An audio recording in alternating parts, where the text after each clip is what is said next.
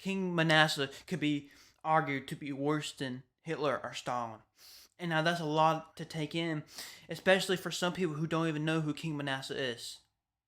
And so, who was this King Manasseh? He was this king of Judah, and he was the worst king ever. Right? He was the worst king of Judah. He was the most evil.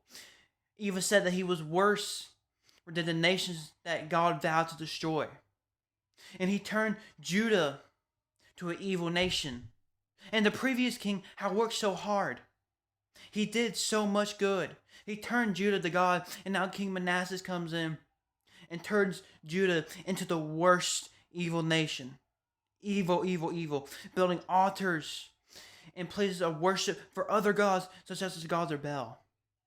And so we have this awful scene. It even says Jerusalem was filled with blood from end to end. This could be literally, or they can just figuratively be saying that there's so much blood, there's so much bloodshed because of how evil King Manasseh is and how he has turned Judah from this nation that worships God, that looks towards God, and now this nation is against God. King Manasseh is even so bad that he sends his son into a fire as a sacrifice for other gods. And so we have this awful God, and God, he angered God, and God is slow to anger. And so we know that this guy's evil.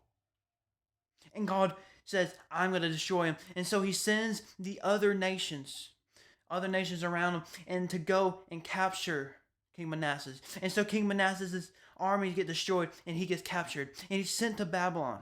And at this point, he has nothing else. And so he prays to God. He says, Lord, forgive me. Right? And he prays for God to help him, to get him out of Babylon, to get him out of this prison he is in. And so even though he's done all this evil, right, one of the worst people in history, he could be argued to be worse than Hitler or Stalin. That's how bad he is, right? And if you think that God's so slow to anger, and yet God was very angry, right? We can just see how evil he is. And yet God goes and he forgives King Manasseh. He goes and he helps King Manasseh. And King Manasseh receives this. It repents, right? And he turns Judah away from the evil ways and turns them back to God. But I only wanted to zoom in on how great God was. And how God forgave King Manasseh, who has done this evil, who has slaughtered all these people. But King Manasseh came to God with an open heart and asked for his repentance. And so why are you saying to yourself today, and why are you saying to yourself that God won't forgive you? We know God will forgive you. Come to him with an open heart and pray a repentance. I love you guys. Have a great day.